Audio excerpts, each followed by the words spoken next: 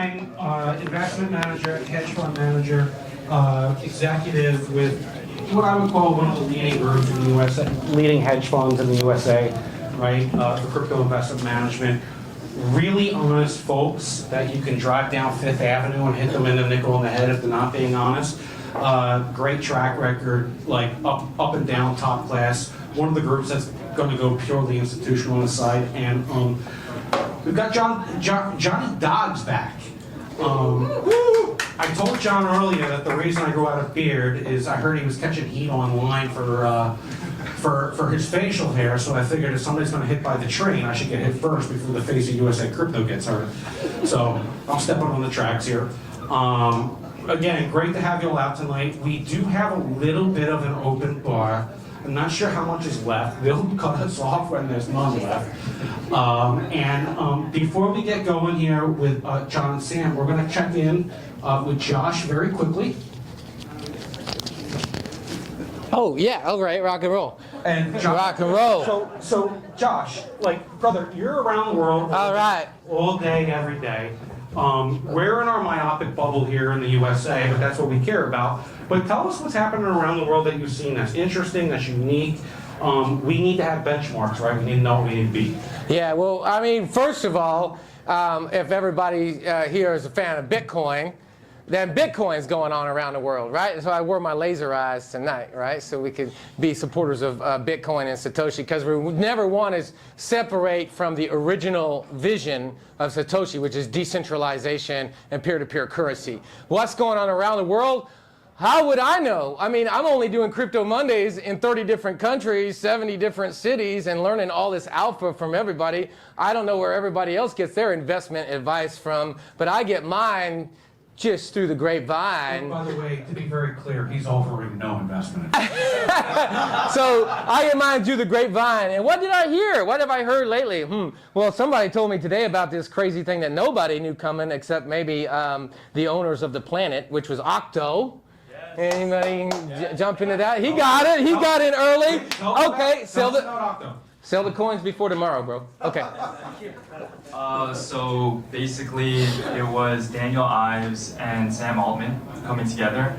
I've never seen a stock fly that much intraday. It was crazy. What would you attribute is it, well, maybe you can't even do a fundamental analysis on it, but like... You didn't need anything, but literally just take a position at any point in the morning and you are set. Yeah. I love that and I hate that. I know, but it was just so delicious. For those that don't know, that stock CTO went up 5,000% up today from 30 to about 1 o'clock. Okay. Again, not investment advice from Crypto Monday. Right? No, but so that was the big news today. But you know, we had a couple weeks ago, we had Blockchain Capital with my man David Fung here. He was on moderating Blockchain Capital, Gemini, and Drift Protocol. I gotta say, I took position in both Gemini and Drift Protocol after that scene, and I think that those have some potential. The graph is going to be coming up with something new. That's a little bit of alpha. Can you give a quick shout out?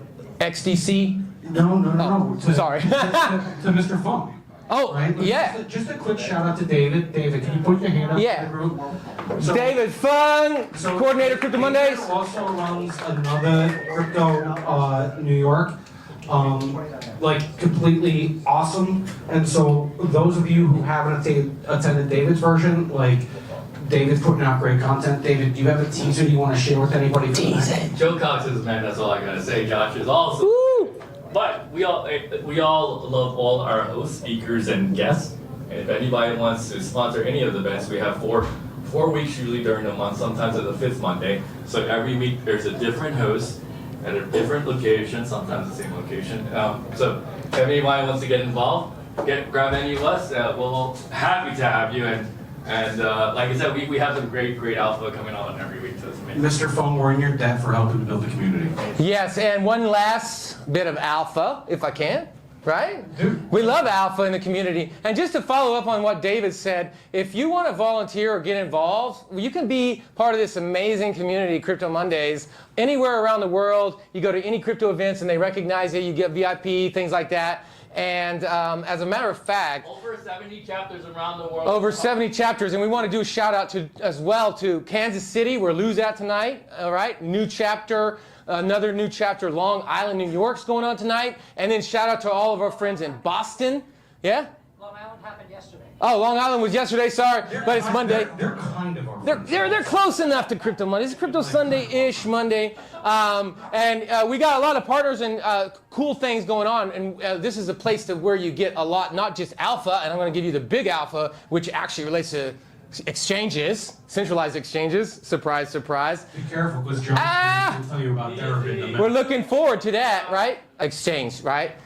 Kraken, other U.S. exchanges. The housing czar, or whoever it is, the head of the federal housing, has submitted to Congress that people can use cryptocurrency as long as it's on a centralized exchange based in the United States as credit risk. So instead of just having, so this opens the door for a lot more people to get a mortgage and buy their homes. Now, if this goes through, then bam, then we have a really good use case for also centralized exchanges and people having cryptocurrency and opening the door to more access for more people to buy their own homes. So that's the alpha, bro.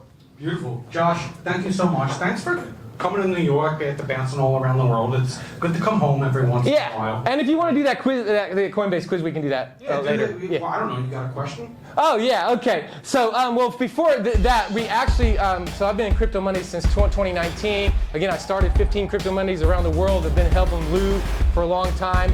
We got, first of all, if anybody's, I think Coinbase has got an office now, big office here in New York.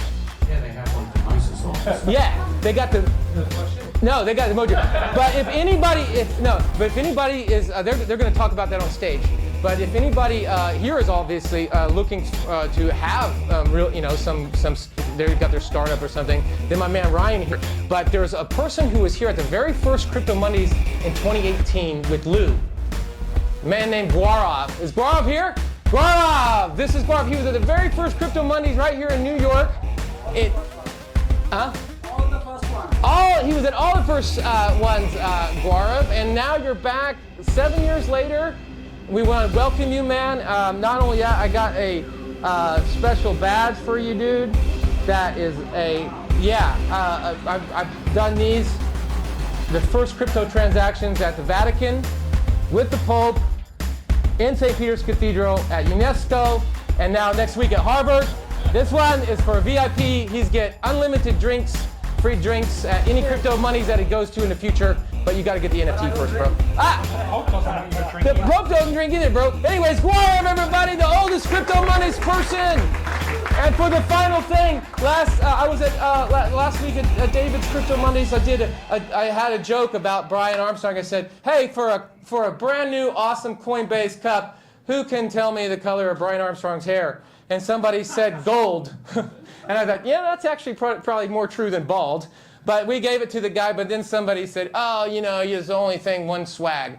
And that was too easy of a question. So I got a little bit of a more difficult question tonight. And this is about Coinbase. And this is for a OG Coinbase developer platform coffee mug, all right? For the first person who can answer. They officially call that a tumbler. It's a tumbler, okay. Officially, this is a tumbler. Where does the word? He's got it because he knows it's about Coinbase. He's got it right here, bro. Anybody who crosses this line can. Yeah, okay, we'll do that. He can get his own mug, right? It's tumbler. He's gonna. Right. He owes me a Yeah. Where does the word Coinbase originally appear? That's from the Bitcoin. I can't remember what it is though. Oh, that's not good enough. You got to know what it is, man. That's good though. Bitcoin white paper? It's from the Bitcoin white paper, and what does it mean? What is a Coinbase? According to Satoshi Nakamoto. It's like the first transaction where Bitcoin were issued or something. Yeah, it's the first transaction on the block, dude. There you go. It's a Coinbase. He's got it, bro. Woo! All right. Thank you very much, brother. Josh, thank you so much. Pleasure to have you. Let's all give guys a round of applause. Great job. So, we're getting into the meat of it now. I think you all know John D'Agostino has been kind enough to, really ingratiate himself with our community, to participate in the events that we hold, and he's back for a check-in. He's back for a check-in because turns out the people at Coinbase don't stop. They buy Deribit, they strike deals with PNC. They're all over the place. Quite frankly, like if we're looking for a company that's leading USA crypto, it is Coinbase. They are, yeah. Sorry, John. And like you are one of the faces for Coinbase, and we are in New York City, which is the financial capital of the world, right? That's so a good looking space. It's not bad. And so there's a lot of pressure on, right? Like you're our spokesman in a lot of ways, John, and so we're happy to have you back. And there's two reasons why John participates. Number one, he's pleasant enough to grace us with the time, and number two, I don't know, he sees some value in it. So welcome back to John. And you all have heard me talk to John before. I don't need to waste any more words. You guys heard my questions to John. So we got Sam here. Sam to take a different perspective with John, but somewhat similar because Sam also comes from a deep investment management background. As we mentioned before, Monarch, one of the best hedge funds in crypto here in the USA. Very trusted folks, legit track record, groups that are, you know, the most institutional groups look to invest in. I'm going to let these gentlemen introduce themselves and take it away. But please welcome to the stage Sam and John.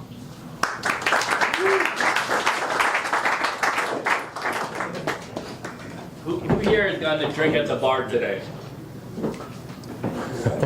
Let's all thank that man to the right there for paying. Cheers. And don't forget to tip the bartenders. All right? All right, let me know if we're running low also, because it's not me. We don't know. Brother. So, in about 2000, excuse me, sorry. Let me just put this here. Oh, sorry about that. Okay. Yeah, I'm trying to use my trading pit voice. Is it loud enough for everybody? Yeah. Okay, cool.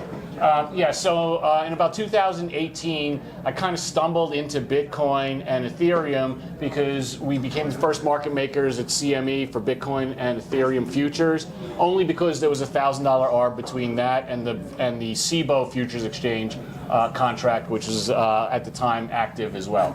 I actually bought my first Bitcoin for myself personally in summer 2020 at about 7,800. Still have those, and I'm hodling. They're never getting rid of them. They're going to my kids. Complete believer. Took the pill, the whole 9 yards. I've held a couple of really cool or influential positions in the industry. I was a CIO at FINRA for a couple of years, although that doesn't really sound cool.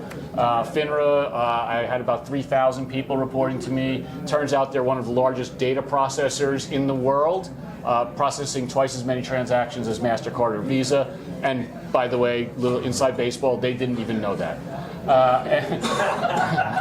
Seriously.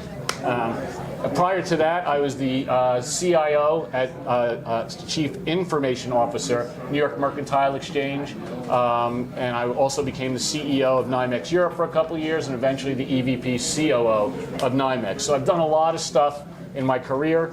This is really a unique kind of interview, if you will. It's not going to be as much of an interview as it's going to be Johnny, as I'm allowed to call him Johnny. I use my privilege of being his first boss. Yep. You were known at NYMEX as having an eye for great talent. Yes. Thank you. Precisely why I hired him. Look, at the end of the day, this is going to be more of a conversation where Johnny and I are just going to shoot the shit. So let's, Johnny, can you introduce And himself? because of that, I want to start with this though. It's a lot of people here, so we can't all be heard, but can two or three of you who know what you want to get out of this raise your hand and tell us so we can try to accomplish that? Yeah. What's everybody doing with that close? Okay, great. We'll definitely talk about that. Anybody else? I'm definitely speaking about that. Yeah. Yes. Yeah. Trends, not the big Able ones. accounts. And we're going to Say again? Is there any chance of crypto being incorporated into able accounts for people with disabilities? It's a wonderful question. I don't know if I'm qualified to answer it, but I'll try. I'll try. We'll be. Sorry, you. What's your stand on tokenization? Tokenization? Yeah. What's the convergence of TradFi and crypto look like? That's easy. We're old guys. Yeah, I'm going to talk about that as well. That's all me. This is all me, guys. These are all easy. Okay, I can tell us all. Yeah. But I want to talk to you later because I'm doing some work with St. Jude Children's Research Hospital. It's not necessarily the same thing. but I'm doing some work on decreasing the friction of charitable associate, and I'll make a plug for it later, but I want to talk to you about that. Okay. Okay, and to be clear, everybody can hear me okay, or should I use the mic? Use the mic. Okay. That's all you had to say. Let's just dive right in. So, as I mentioned, we go way back, and I've got some cards here, but we'll be throwing these out pretty soon. We go way back. I hired Johnny in 2003. Yep. At NYMEX, and I remember hiring you the couple of things. Number one, this incredible drive. Number two, he had, even back then, 2003, this 26-year-old kid coming out of Harvard Business School. Out of business school, he had this incredible network. I was so impressed by the people who he would bring by. And of course, number three, what he was most famous for is the hair. Looking back from those days, which were really crazy days, what's the single most important lesson that you took from there that you live with today? Sure. So not to sound obsequious, but you know this because it's the reason we're friends now. So Sam hired me. I was introduced to the NYMEX by the chairman of the NYMEX, and Yes. I won this crazy fellowship to go to business school. I didn't have any money, so the National Italian American Foundation paid for me to go to business school, and so I was thanking them. And the chairman of that foundation was the chairman of NYMEX, and he kind of had me interview. So Sam hired me. I was at the dinner. You were at the dinner. And so Sam hired me, but I thought I walked on water because I came in through the chairman. I was a complete prick. And had a fun time, had a great career there. It was great, did some cool stuff, got to build this exchange in Dubai, thanks to Sam. But I was an asshole. And then life goes on and whatever. And then like 8, 9 years later, I run into Sam again. And I don't know why, I saw him at a restaurant and I was like compelled to walk over to him and say, I was a kid who knew nothing. Because when you graduate with an MBA, you know nothing. And I had this chance to work closely with a guy who had self-coded systems that then became the integral matching engine for the entire fucking, am I allowed to curse? I'm sorry. The entire fucking commodities complex. Who was a self-trader, who was a phenomenal trader, who was a senior executive managing hundreds of people. And I thought I walked on water and I didn't learn anything from him. And I apologized to him at that restaurant. And now we're incredible friends and I had the luxury of being in your life again. So the big lesson I learned was to recognize when to shut up and deeply take in the advantages of being in certain situations, like to deeply understand your strengths and weaknesses and be radically honest with yourself. Even if you want to put up a veneer of confidence, that's fine, great, do you. But to genuinely understand when you're over your ski tips and deeply appreciate the opportunity to be in a room where you can listen and learn and absorb, and then figure out a way to make that person you're absorbing from help them. Right, it's a two-way street. We'll get into this in a second later on, but that was my big lesson. Was I look back with regret at NYMEX, despite accomplishing awesome stuff and whatever. I got credit for shit that I didn't really do. Like I was part of things I got credit for, but I look back at a regret. But it's a good regret because I never made that same mistake again. To appreciate the learning you can take in.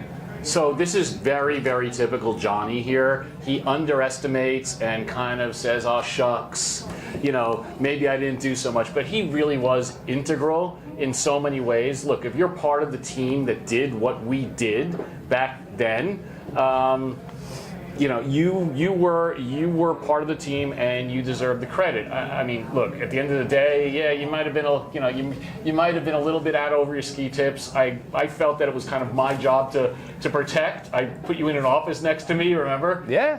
Yeah, I remember that. Little inside baseball. I kicked the guy out of the office next to me, split the office in half, and took one half and made it a bar, and then put Johnny in the other half. So you taught me how to order a steak. True Remember story. That? True you story. taught me how to order a steak. What's the right way to order steak? You sit down and you say, I want the porterhouse, and when the waiter says, how do you want it, you say the right way.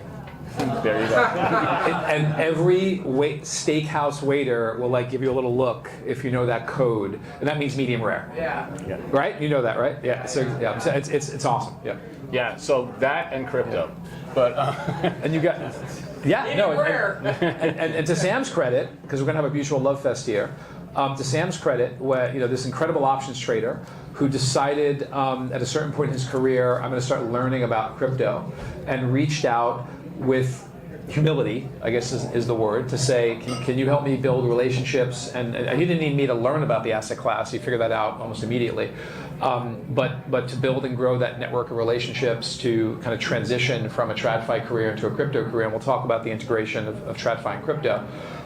I will say that, I'll bury the lead. Commodities traders, and I'm going to ask Sam as to why, so this is for you. Commodities traders are the most natural crossover segment for derivatives and spot and crypto. I see it all the time, both on the sell side, broker-dealers, brokers, and also on the buy side. So I'm going to shift it to Sam and say, why is that? I have a thesis, but why do you think commodity traders have gravitated towards crypto so aggressively? Oh, there's a couple of reasons. First, natural leverage inherent in commodities, inherent in options, translate very well to crypto, translate very well to perps, number one. Number two, as importantly, specifically trading VIX, trading crude oil, you're trading actual hyper volatile classes of assets, right?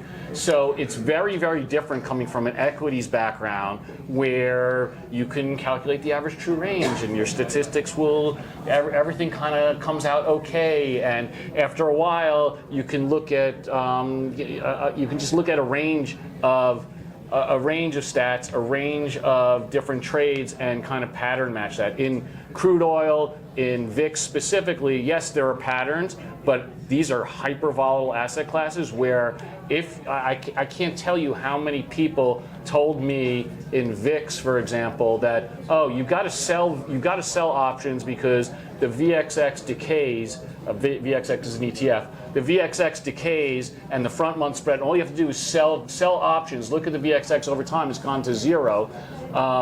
We made so much money when I was doing that actual trade, being short, but as a floor trader coming from the trading floor, I recognized that this was what we used to call a picking up nickels in front of a steamroller trade, where it's really good until the steamroller gets you. And so what I started doing was, I'm like, wow, this is crazy. I'm selling volatility at $12, and these $15 calls are super, super, super cheap. And I couldn't figure out why, except everybody was selling them. And we just started buying them, thousands and thousands and thousands. You know when that was? February of 2020. Otherwise known as Volmageddon. No, Volmageddon was 2018. That was a different one. Sorry. Yep. We can talk about that day too in a second. Yep. But February 2020 was the beginning of the pandemic. We were literally on the opposite side of the Ronin trade when Ronin blew up. We made something like 700% on every option in one day, right? So the broader point is that there are certain asset classes like commodities that make you immune to volatility. I was on Squawk Box. CNBC Squawk Box, and Joe mentioned it. What he was talking about with the beard, I keep a beard because I had a horrible accident and I have scarring on the left side of my face, and I'm very self-conscious about it. And I went on Squawk Box and I made the mistake of looking at the comments. Don't ever look at the comments on Twitter.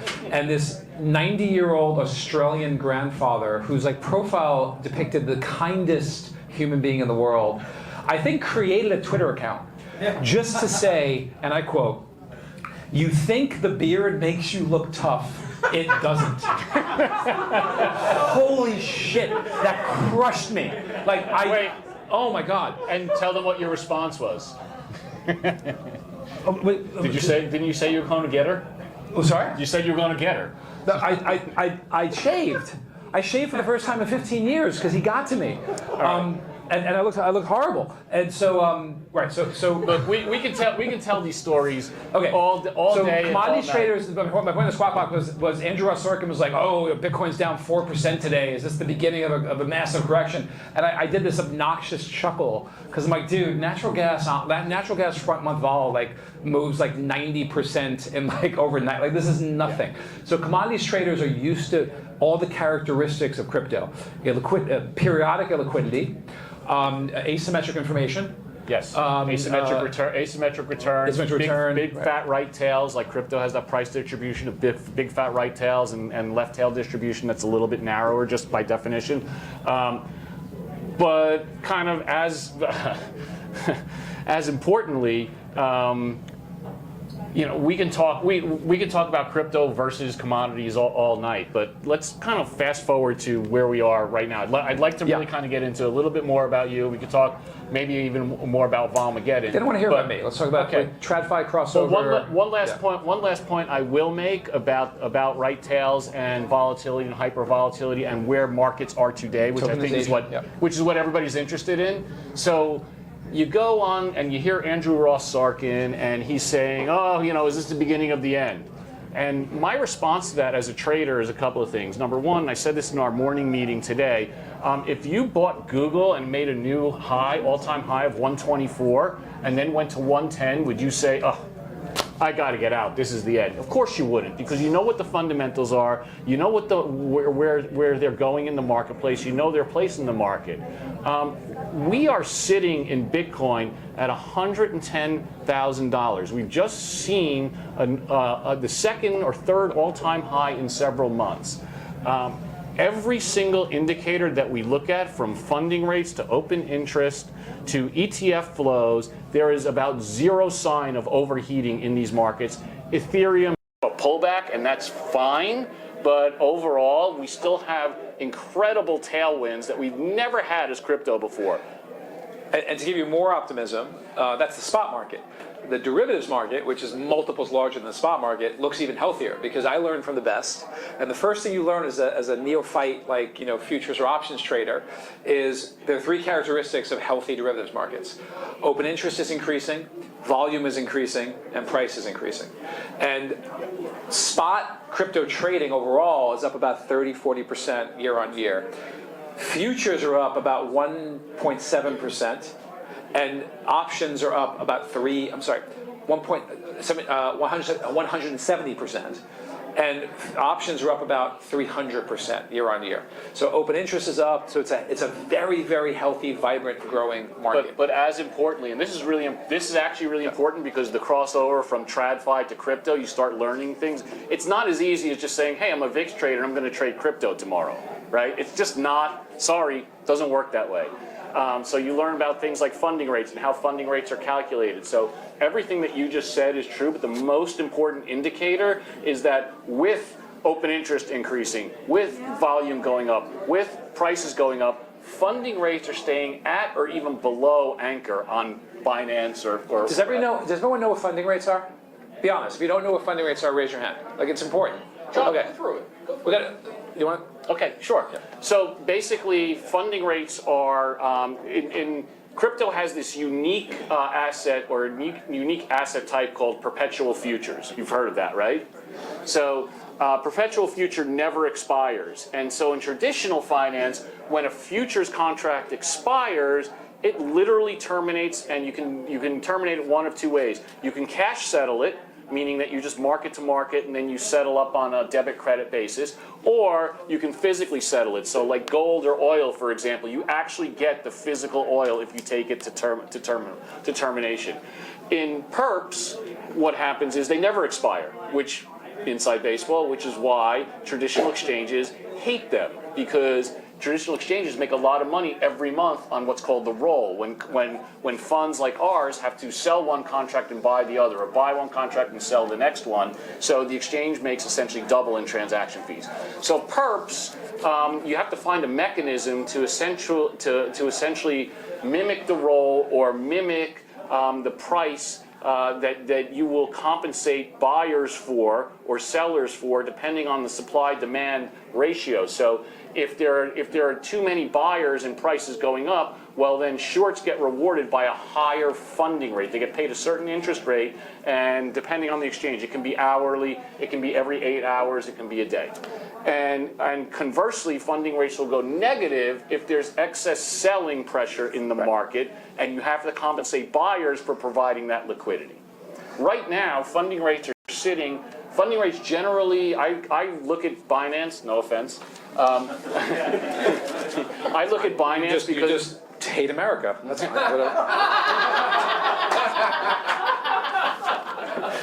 Touche. Although, a whole nother story. I could tell more stories forever. But I look at Binance because Binance just happens to have the largest, deepest pool of liquidity in perps on the planet. And so I look at the funding rates there, and there's what they call an anchor rate. Specifically, Binance loves to hold their anchor rate at 0.0010% per 8-hour cycle, right? And so that's what they try and hold it at to compensate, to attract buyers to come into the market and attract sellers to provide that liquidity. If it dips below that, that kind of means that there's more sellers in the marketplace. And lately, we've been seeing it like 0.09, 0.08, and I'm talking about Bitcoin, 0.09, 0.08, 0.07, something like that. And when it goes lower, I really have a great time because I'm like, now I'm a real buyer here because now I know the shorts are really staying pretty stable. But right now stays pretty stable. Okay. There's no sign of overheating. So think of the funding rate as a mechanism to balance an imbalanced market. Right? Is that fair? Well, yeah, it's a mechanism to compensate sellers or buyers. Or buyers, right. So if the funding rate's moving around like crazy, your market's out of whack. Like there's an asynchronicity between buyers and sellers. It's an incentive. Exactly. So a stable funding rate implies a stable market. A stable market. Is that fair? Right. Okay. So last November, around the election, we saw funding rates in Bitcoin on Binance and even across the board go 3 times higher than Anchor, sometimes 4 times higher on Ethereum, right? That to us, I was at Block Tower, was a very, very clear sign of market being overheated, and we acted accordingly. Okay, so that's where we are. So now let's go to the first question. Where TradFi goes. So TradFi banks, they see this. They see this healthy, growing, vibrant market. They see the insatiable appetite of retail. The BlackRock ETF was without question the most successful ETF in the history of ETFs. It is the most profitable ETF that BlackRock has. So they're seeing this, and they're just salivating over this, right? Every crypto DAT is oversubscribed. The bullish IPO, like on and on, right? So retail can't get enough of crypto. And so every single TradFi firm in asset management, banking, insurance, whatever it is now thinking, just like they were thinking 6 months ago, what's my AI strategy? They're now all thinking, what is my blockchain crypto strategy? So you're going to see a deluge of shitty product coming online because that's how they do things, right? And then the market will clear with what the good product is. All right, so I guess we're going to talk about DATs now. DATs are digital asset treasury vehicles. Thank you. You're welcome. DATs are digital asset treasury vehicles. They are, who doesn't know what DATs are? Okay. So DATs are digital asset treasury vehicles, and they are essentially, think about it as an actively managed fund of a crypto asset, for lack of a better word. As a public equity. As a public equity. It's an actually actively managed closed-end fund, right? And so this has been all the rage, and a lot of people are kind of caught up in the froth. And what do I mean by the froth? I was at the TIE event out east a couple of months ago. You would have thought that I went online and said Teslas suck, right? I got almost tarred and feathered by saying the following line. I don't think the current level of MNAV at 2.0 or 3.0 is sustainable. And to a person at this conference, I agree.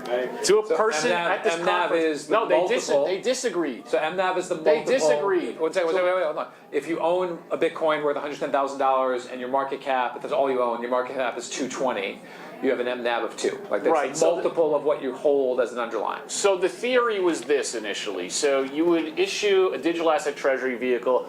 I'm going to issue XYZ, and it's going to accumulate a treasury of Bitcoin, right? And the theory behind that was, this is actually the core theory, which I think is pretty good and pretty compelling, is that we're broadening access to crypto, to the asset class, to people who want exposure, who ordinarily wouldn't be able to get it, don't want the complexity of crypto rails or crypto accounts. Again, no offense, and just want to go onto their Schwab account and buy, some sort of managed Bitcoin or some sort of or Solana or Ethereum or what have you.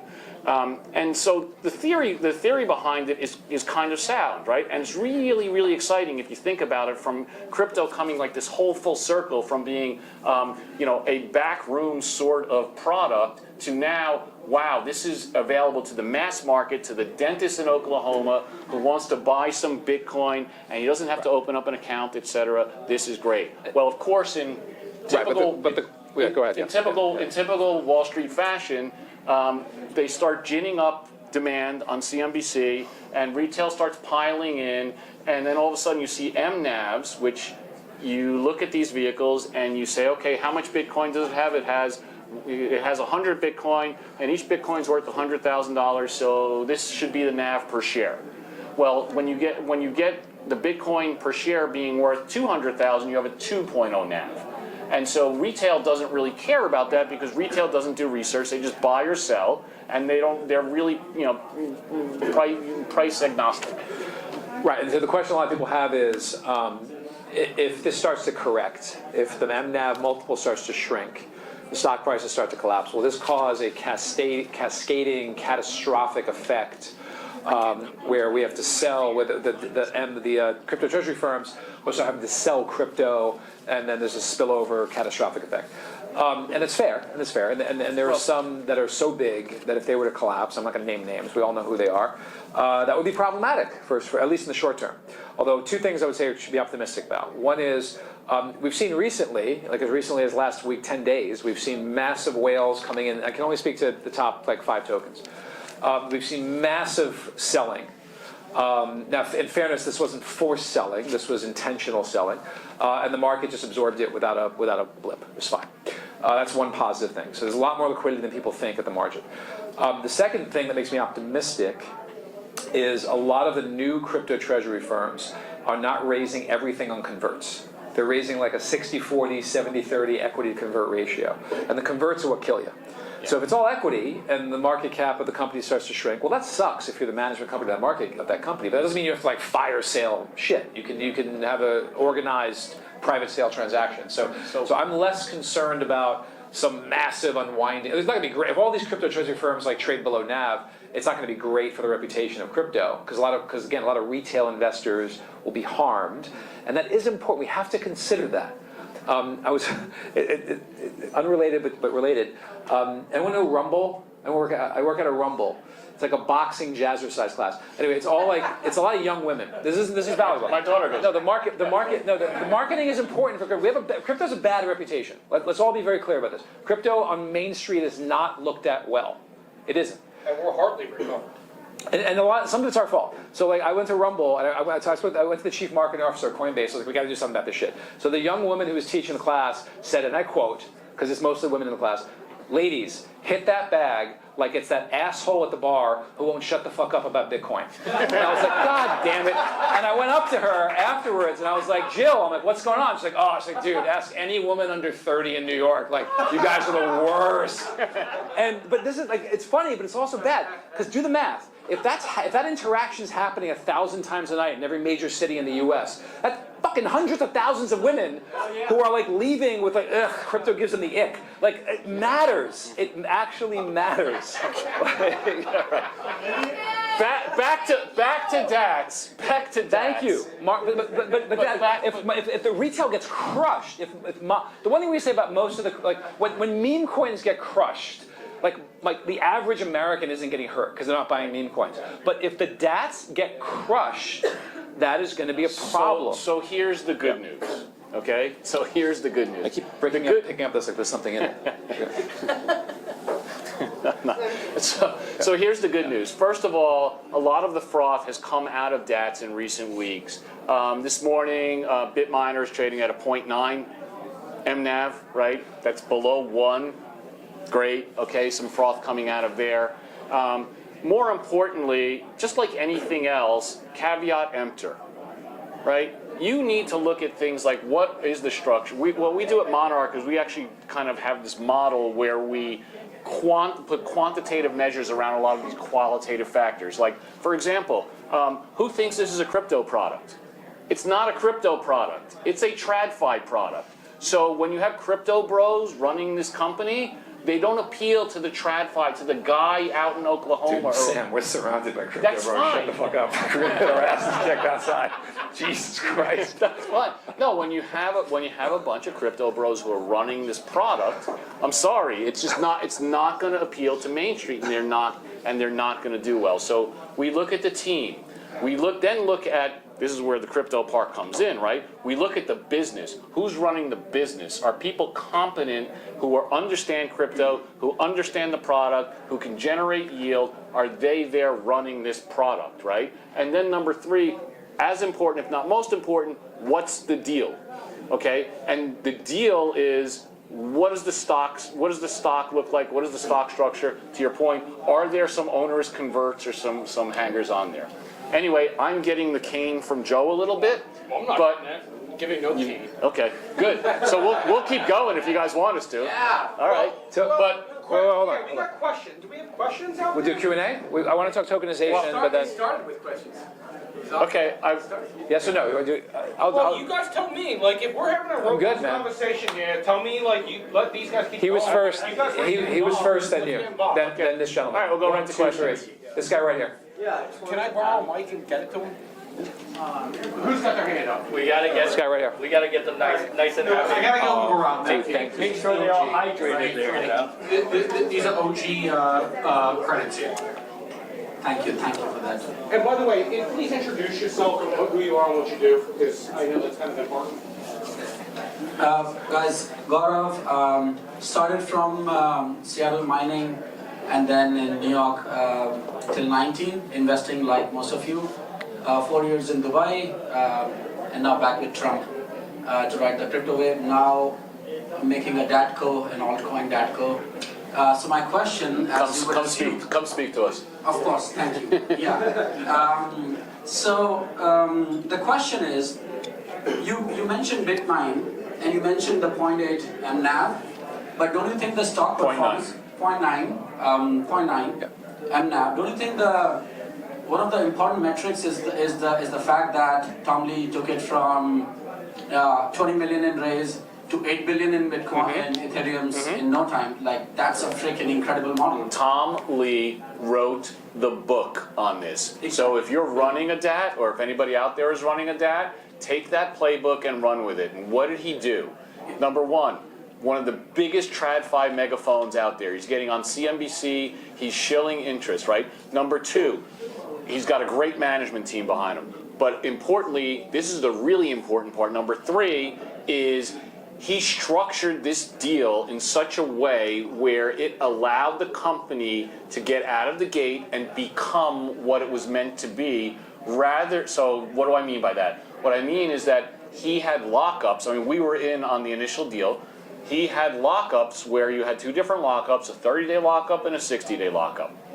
Okay? And so what did that do? That allowed the company, nobody is rushing towards the exits, nobody is rushing to sell, and also at the same time, if you notice, they did not file their ATM or their shelf registration until the stock hit like $160 from $4.50. But my simple question is, like, shouldn't, to his point, shouldn't we be looking at these incredibly performing stocks and not just as a ratio of MNAV? Absolutely. Right? So we should be, like, there is a performance index, and MNAV versus, like, MNAV versus capitalization, it shouldn't be like the ultimate index. For the best ones. For the best ones. But you need a mechanism, right? The DCF's not perfect. Black-Scholes isn't. I learned Black-Scholes from Bob Merton, who created Black-Scholes, got a Nobel Prize for it, and he would freely admit that Black-Scholes is an imperfect calculation, but it's all we got, right? So we need something. So you're right. For the 5% of DATs, maybe depending on the ratio release, 3% of DATs that do well and survive and have become efficient retail mechanisms for investing in these asset classes, MNAV will not be useful. But right now, if you're screening the hundreds that are launching, it's fair. So why does that deserve that MNAV? Tom Lee. That's fair, right? Why does Tesla deserve its multiple? Elon Musk, right? That's why he's getting $1 trillion pay package right now. But to finish the point, at the end of the day, do you like the asset? Is this, and again, it is a TradFi product. So if you're a TradFi investor, if you're not looking for an ARB, Do you like the product? Do you want to invest in Ethereum, and do you not want the complexity of crypto and crypto rails? Then if so, buy the best one out there. Yeah, but I also like the asset manager on the top who's able to give the returns like That's what I'm saying. Buy the best one out there with the best team. Well, and I think what these guys are echoing, which is a theme that's across the space as we go to the next question, which is quality matters, right? Like, quality matters, whether you're buying alpha, whether you're buying beta, whether you're delta, whether you're putting PE equity out there, right? Like, this is the space we're going in. Bullshit like talks, right? Like, quality works over time, continues to generate money in like a super robust way, which is why look at the teams, look at the product. These guys aren't going to simply offer investment advice and their edge on how they're doing that, right? But it's all about quality at the top. Thank you.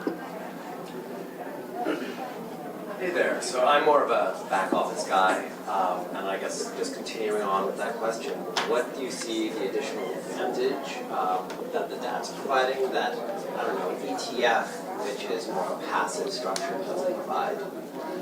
It depends on what you want to invest in, right? There's specific use case for an ETF.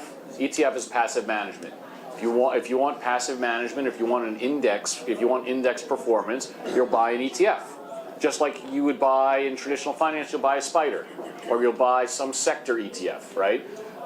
If you want something that's more actively managed, that's offering a lot, most DATs are offering some sort of yield product to offset expenses, but also to increase the value of their AUM. And if you believe in the team, to Gaurav's point, if you believe in the team, that's a great investment, like you would invest in a closed-end fund. But that's like a VC-like investment as opposed to a quantitative investment, right? And like, there's like a little bit of a line there. I don't think it's as much VC as it's almost like a quasi hedge fund investment. Yeah, fair. I mean, any hedge fund, right, and make sure the thing's legit. Look, for my mom, the answer is probably nothing. It's fair. I mean, but for if your investment policy is I invest in large cap U.S. equities and munis, then ETFs will work absolutely fine for crypto exposure. But DATs can do things that ETFs can't. I mean, there's tax optimization strategies, there's yield strategies, there's, we think of volatility. So if I could leave all of it, no investment advice, but the one thing I learned from Sam and other people at NYMEX is volatility does not equal risk. Say it 100 times. Volatility is not risk.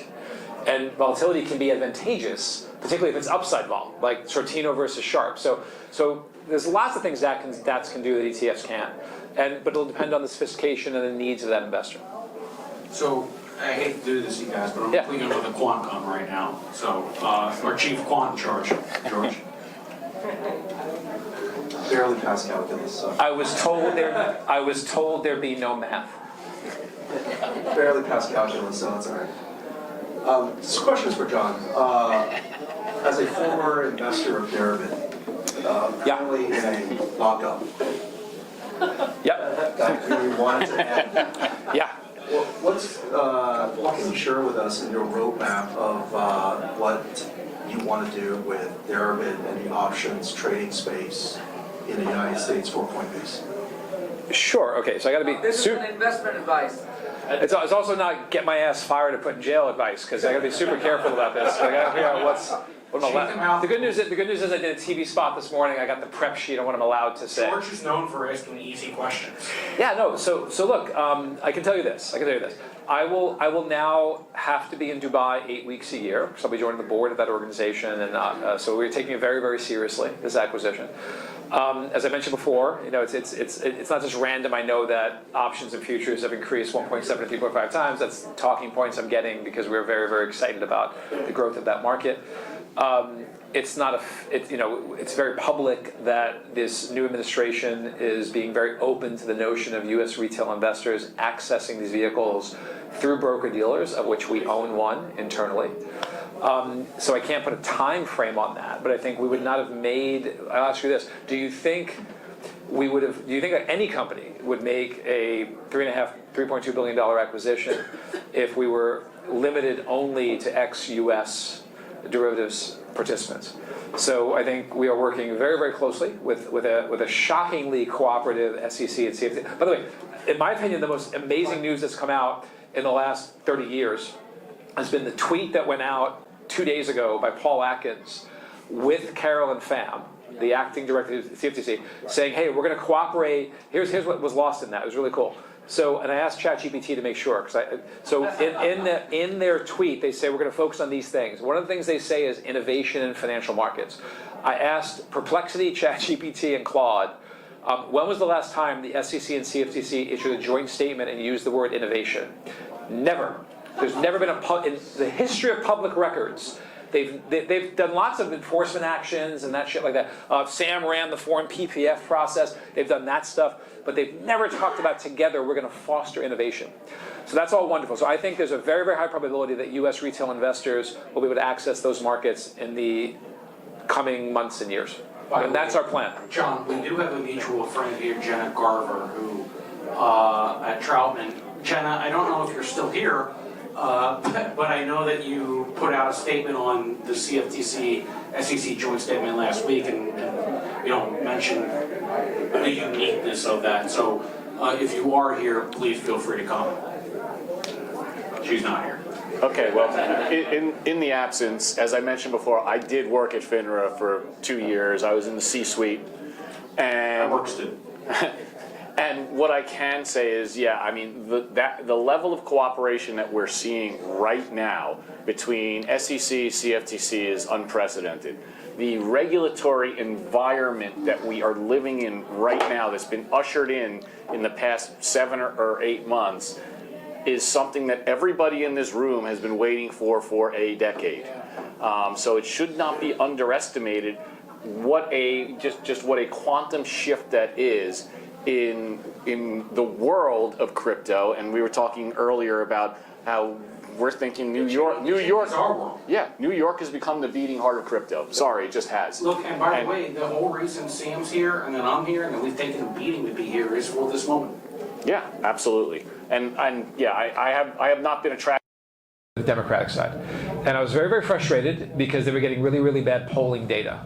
And their polling data, I said before, crypto's not looked at well in the US. It's not. If you just take random polling, and I remember I was really frustrated with her team, and I was like, because they kept saying, John, we poll, and 73% of Americans have a negative view of crypto. I'm like, I get it. Well, it's two things. It's about that. Who responsible? But it's like, I said to them, replace crypto with derivatives. Replace crypto with Wall Street. You'll get that same instinctual negative reaction. But who the fuck is voting on that issue? No one. So here's the good news. We have negative people in government, both on Republicans and Democrats, who don't like crypto. I don't think in our lifetime people will run an anti-crypto agenda ever again, because it doesn't work politically. Because while my mother does recoil at the word crypto, she doesn't give a shit about it when she goes to the polls. So you don't pick up a single voter being anti-crypto, but you lose 63 million by being pro-crypto. So that's the good news, is if Democrats take control, there'll be more vocal voices who are anti-crypto, but we're not going to have that anti-crypto army bullshit because they got walloped trying that stuff. So that's good news. The last person we need to wallop is Elizabeth Warren. That's it. Yeah. So let me just add. Well, I think we're getting the hook. One more. Let's go. Yeah, no. I'll just add to what John was saying, and I can actually say this because I've earned it with the gray hair or what's left of it, right? Where I came into crypto, I made the full switch, the full taking the pill, the whole 9 yards, because I have kids who are actually younger than most of you, which is kind of cool. But they've grown up with, the thesis was, these are kids who have grown up having never not known the internet. All of their friends are really, really comfortable with either virtual payments or most of them are comfortable with crypto. And who's making the decisions in the next 5 to 10 years? It's all you guys, and it's all of them. Mr. Fong, I believe that you had a question next. I do. How you guys doing, David Fong, Crypto Mondays New York. So 20 years ago, I actually worked in the building of the Mercantile Exchange before and after getting blown out of 9/11 as a prop trader. So we had one of those prop trading desks, companies out in your building that you're renting out to NYMEX. So it's good to see you here, Sam. And so the question is this: we talked about MNAV and NAV. Last week we had the guys from Gemini Blockchain Capital. They talked about MNAV going from 2x right to 1x, and that's what seems like what they were saying consensus. You're going to go there.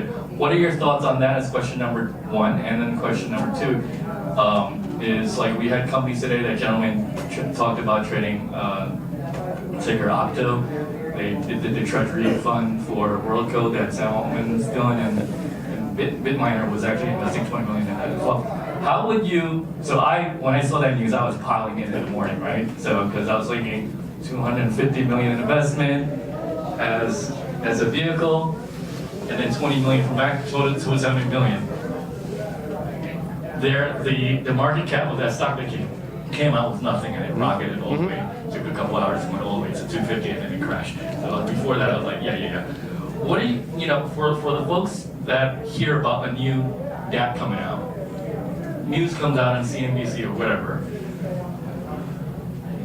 how do you look to that and maybe as a new investor, maybe look to invest in that? If it's under 1x, is it a good time to pile in day one? If it's over, take it easy. I don't know, not investment advice. I'm just trying to get some thoughts about WorldCoin, but you take I know you guys are out there. Okay, Yeah. go. By the way, these guys, no investment advice. This is personal Yeah, advice. no investment advice. I'm not going to get into that. Absolutely no investment advice here. Just my opinion. So just my opinion is this: I think that chasing MNAVs is a fool's errand. Right? I'll go back to the statement I made before. It's all about quality. Do you like the coin? Do you like the company? And then invest. So whether it's 0.9, whether it's 1 or 2 or 5, you could argue 2 or 5 might be overpriced. I think 1 is, if you're looking to price, 1 is a very fair level to look. But then again, look at the company. A lot of deals are priced in the private market at a discount, or even sometimes at a surplus to NAV, at a premium to NAV. So MNAVs are all over the place. It's really not indicative. On the Octo front, we were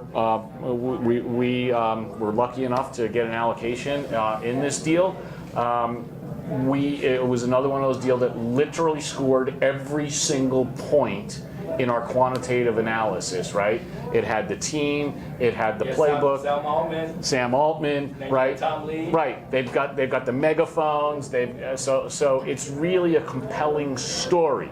And stocks, in case anybody doesn't know, equities are really based on people's perception of the future, right? And so when you communicate a really good, solid idea with a really good, solid team and product and structure, yeah, I mean, the sky's the limit. Now, do I think it stays up here? Again, not investment advice. I don't know. Tough to say, but at the same time, it's, they ticked every box for us, so we're really happy to be in. So, quick comment. I mean, there's traditional ways to approach investment philosophy. I learned it at HBS. But every once in a while, you have to acknowledge that there are idiosyncrasies you have to just admit. And Sam Altman is one of those idiosyncrasies. I remember I was a young guy working at a hedge fund. I wanted to short Tesla.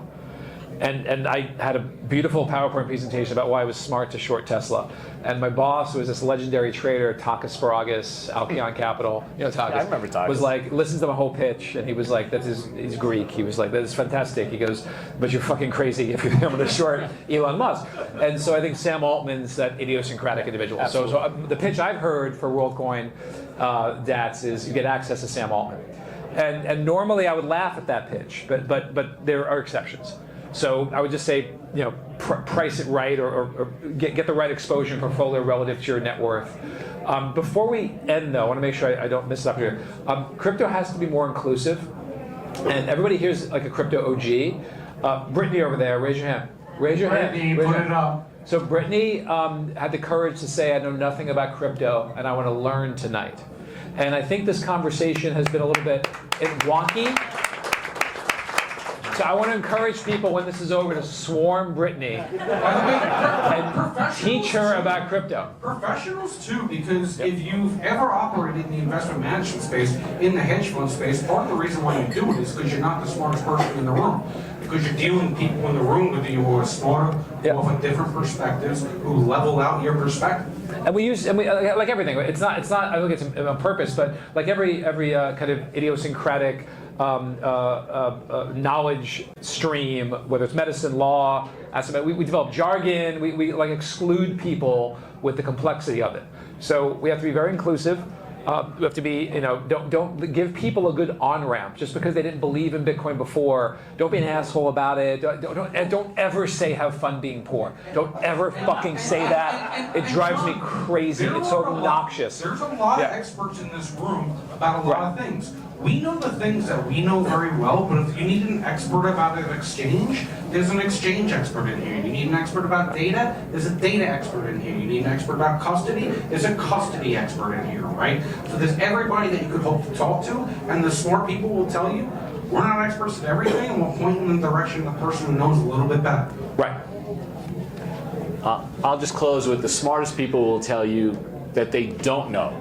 The smartest people will tell you that I don't know the answer to the question. Maybe you do. I know we said we we're going to close off, but I did promise my friend here that we had one more question, so we're going to squeeze one more in. I'm sure you guys won't mind. Well, thank you so much. Hello, everyone. My name is Anna, and I'm a crypto influencer in both Chinese and English. And also, I've been in crypto for several years, from crypto VC to chains and to exchange. So I have actually 3 questions for you. I'll be very short. In 27 parts. You know. They're copying the MicroStrategy of like treasury stock. For example, like Tron got listed, and there will be more companies like that. So first question is about how you guys will like do the evaluation for the stock price or the value of the company in the long run. Second question is, as you guys are doing like strategic investment as well as like asset management, my question is about like what's your like investment like theory or philosophy in like at the current like status, and also can you share with us of your maybe your portfolio or some thoughts about that? And No. the third one is, No, again. The answer to that one's no. Yeah, big time no. Yeah. Okay, I'm just personally interested. Yeah. The third one is about so what's the difference between you guys running a crypto like native investment or asset management That one, yeah, that's good. versus like traditional finance one? So with all due respect, I think the first one we answered. We talked extensively about MNAVs, so we're not going to repeat ourselves. Second one, absolutely not. I can't. Tell me your medical history, I'll tell you my portfolio. Third one is great, because you got 2 old school guys who've done crypto, TradFi their whole life. So let's start with that. Sam, what's the biggest difference between managing a crazy commodity options fund and managing crypto volatility? Yeah, so I had to learn this, actually. So I actually come from a quant background. And I was high frequency, low latency, where we were just trading in and out. And there were days where I literally couldn't tell you which way the market went, right? I couldn't tell you if the market was up or down because we were just so focused on that market microstructure. I had to take about a year to figure out crypto. Not just, okay, I'm going to go in and do crypto market neutral, or I'm going to go in and do crypto algorithmic. How do I invest? What are the fundamentals? What about crypto is different than TradFi? And so I mentioned before funding rates, right? That's a really fundamental difference there. The great thing about crypto is every bit of data is free and online, right? So in TradFi, I cannot even tell you how much money you have to spend for the high quality data. I mean, you're talking tens of thousands of dollars a month just for a single exchange. So all of this is all out there. The problem is there's so much of it, A. B, what's good, what is not good, what can I use, what should I not be using, so which indicators should I be using? How do I judge a DeFi protocol in terms of revenue, in terms of fees, in terms of fully diluted value? How can I calculate some sort of equivalent in my mind for fair value, right? And that's super different than running a VIX fund, where literally all I care about is, okay, where's the S&P relative to VIX, and what are the flows looking like, et cetera, in every millisecond or nanosecond. So my biggest lesson, I'm not a trader. I've been a risk manager, but I'm not a trader. I'm not going to pretend to be a trader. I'm going to tell you a quick story about inertia and why we're hitting a tipping point now where I think, so a year ago I would have told you that blockchain will not be the essential infrastructure technology for most financial transactions in my lifetime. Not because it shouldn't be, just because this shit takes forever to change over. For some good reasons. There are some good reasons, by the way. Like if you're on a plane and the pilot comes out and says, hey guys, I got a great news. The smartest scientists have invented a brand new engine that works completely differently from every other engine, and we're using it today for the first time. You might be like, I love science, but let's fuck that shit. Let's wait until, so these are critically important systems. And the notion that we just switch them all over because blockchain is more efficient is a bit naive. So a year and a half ago, 2 years ago, I'm like, you know what, my kids will clearly be trading on blockchain-based infrastructure, but it's just gonna take a generation. Things have changed. Everything we've spoken about, the regulatory environment. Crazy enough, we have meme coins to thank for some of this. I know we don't like them, but they proved this shit works overnight all the time with zero latency and zero failure. And that's it. Fartcoin and Trumpcoin tested Solana. Like it's very, very, so now all the exchanges understand this shit works. It absolutely works. So we're gonna see in our lifetime, and by lifetime I mean like literally in the next like 18 months to 3 years, critical asset management infrastructure leveraging blockchain technology. And we have to be thoughtful about this because it's going to be scary for lots of people because they're going to lose their livelihood because they built their livelihood on the current legacy systems, but also because it is actually scary. Like when my first job at NYMEX was for Sam was to test some trading software he hired some wacky programmer to build to take trading on the NYMEX floor from pick cards, little physical cards. But this isn't like 1962. This was like 2003. They were still using physical cards to write shit down. I actually got a patent for this, by the way. So Sam hired this programmer who wouldn't wear shoes. He was gross, but he was really, really good at coding C#. And we had like we built this handheld trading app on the compact iPad. Yep. Which was a big fucking, like, imagine an iPhone that weighs 9 pounds. Yeah, it's like right. It's and like it had an iPhone that looks like here's a crazy story. So it had a hole in the top because it was so heavy you had to put a lanyard through. And Sam sent me down the trading floor. I remember this. He was like, Johnny, I remember we wanted to test whether we should use tap or optical recognition of characters. And I went down the trading floor and sat in the natural gas pit and tried to like trade as fast as the traders. And Sam was like, don't let them see you, they'll be nervous. And I went down and I had this big fucking thing. And one of the traders looked over to me and he goes, well, what's that? And he pointed to the hole, physical hole. I'm like, oh, it's a hole for a lanyard. He goes, no, that's a camera. You're gonna videotape me. And I'm like, dude, whatever. I turned around. He punched me in the back of the head. Way more expletives in that conversation. He punched me because he was so scared of what that technology represented. So there's reasonable reasons to fear this shift, and then there's unreasonable. So we have to be, again, as a community, we have to be kind of generous that this is scary. They're losing their livelihood around this.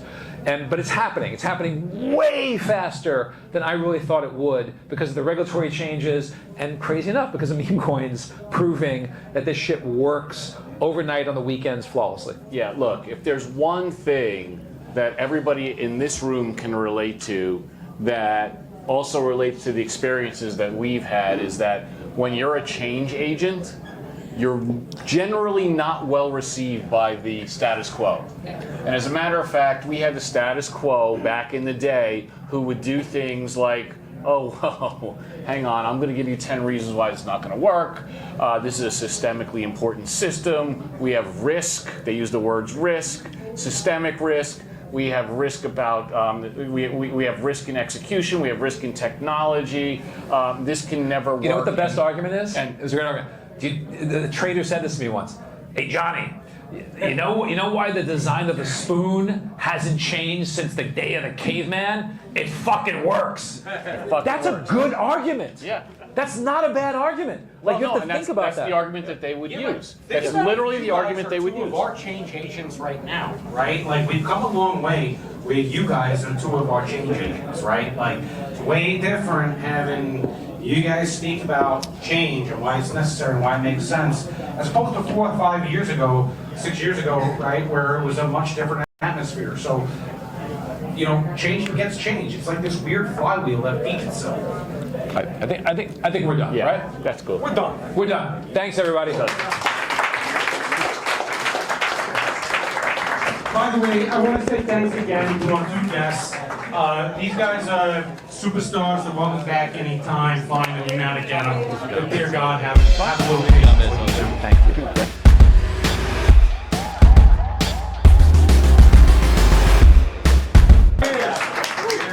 And don't forget to tip the bartenders. All right? All right, let me know if we're running low also, because it's not me. We don't know.